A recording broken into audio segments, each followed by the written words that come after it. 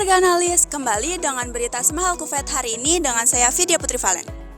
Pemirsa Semahal Kufet, Shopee telah mengeluarkan metode pembayaran baru yaitu Shopee Pay Later, di mana Shopee Pay Later ini dapat diasumsikan sebagai pinjaman online dengan tujuan untuk mempermudah metode pembayaran non-tunai untuk masyarakat. Lalu, bagaimana pandangan masyarakat tentang Shopee Pay Later ini? Kami akan hubungkan dengan rekan-rekan kami di lapangan. Baik Vidya, hadir di sini bersama saya Raya Caira Aulia. Ada Kak Dini. Selamat siang Kak Dini. Siang, halo. Baik Kak, untuk pertanyaan pertama, apakah Kak tahu tentang Shopee Pay Later? Pay Later sering dengar sih. Sering dengar. Untuk di sekitar Kakak ada orang yang pernah berpengalaman nggak dengan Shopee Pay Later? Menggunakannya mungkin? Kayaknya sih kalau teman-teman deket enggak ya. Nggak ada. Nah, Kalau gitu Kakak tahu Shopee Pay Later itu dari mana ya Kak? karena saya juga suka belanja di Shopee, jadi suka ada kan ya pilihannya Shopee Pay Later, tapi ya alhamdulillah nggak pernah dipakai sih. Nah, baik, menurut Kakak Shopee Pay Later ini lebih banyak menguntungkan atau merugikan masyarakat ya Kak? Tergantung situasinya sih ya Mbak ya. Kalau misalkan memang lagi butuh mungkin bisa jadi membantu, tapi menurut saya lebih banyak negatifnya sih. Lebih banyak negatifnya ya Kak.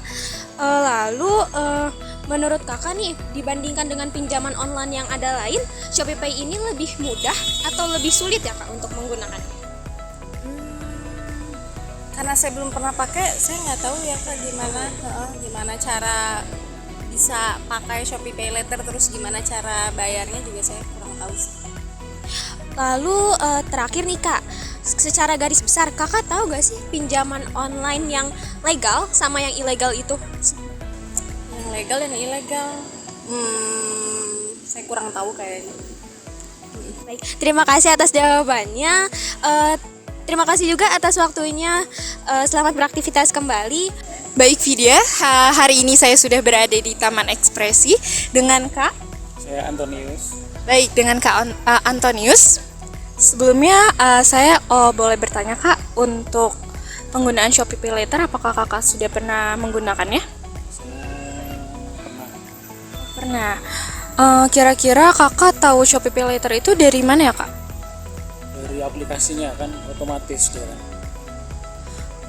Kakak pernah nggak sih orang sekitar Kakak menggunakan Shopee Pay Later? Ada. Apakah orang sekitar Kakak ini pernah kena masalah untuk Shopee Pay Later? Sejauh ini nggak ada yang kena masalah.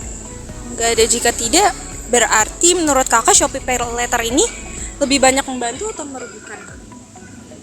Ya untuk saat-saat tertentu membantu. Tapi kalau orangnya boros, ya bisa terjebak di hutang piutang. Oke. Untuk penggunaannya sendiri Kak, itu termasuk mudah atau gampang sih Kak? Mudah atau susah? Iya gampang ya kan, semua orang bisa pakai kan. Nggak perlu harus berlatih atau apa. Nah, secara garis besar, apakah Kak Antonius tahu perbedaan pinjaman online resmi ataupun non resmi? Tahu. Gimana tuh Kak?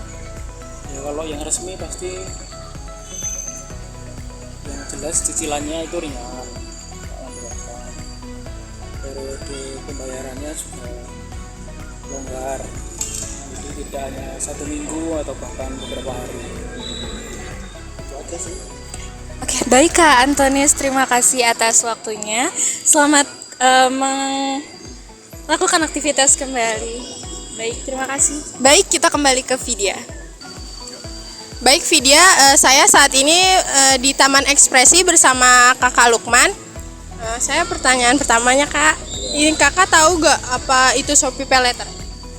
Shopee Pay Later tuh buat apa ya? Seperti macam kredit gitu ya? Iya. Artinya tahu ya. Iya. Terus teman-teman Kakak atau yang di sekitar Kakak pernah nggak sih pakai Shopee Pay Later gitu? Atau Kakak sendiri? Tahu terus sekarang sih belum ada sih. Untuk teman-teman juga belum ada. Oh, belum ada. Iya. Tapi Kakak tuh tahu Shopee Pay Later dari mana?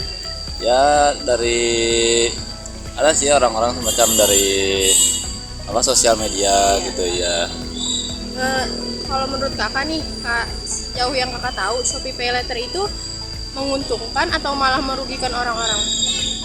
Kalau untuk saya sih, saya belum tahu, kan saya belum pernah mencoba ya. Menurut kakak karena belum tahu nih, tapi kan ini pinjaman Shopee PayLater ini itu mengajukan buat pinjamannya itu susah atau sulit? Untuk itu sama saya juga belum tahu, karena belum mencoba, jadi belum tahu. Jadi secara garis besarnya nih kakak tahu gak apa itu pinjaman yang legal yang sama yang ilegal? Ya kalau yang legal tuh ya macam udah resmi ya kayak gitu ya, ya. Kalau yang ilegal? Yang ilegal itu ya macam belum resmi, sebelum apa? Belum resmi gitu ya. Makasih kak, cukup sekian wawancara kita hari ini. Makasih banyak kakak Lukman atas waktunya. Selamat beraktivitas kak. Halo Vidya, di sini saya Flosi. Di sini saya di Taman Ekspresi bersama dengan Bagas Setia. Di sini saya akan bertanya tentang Shopee PayLater.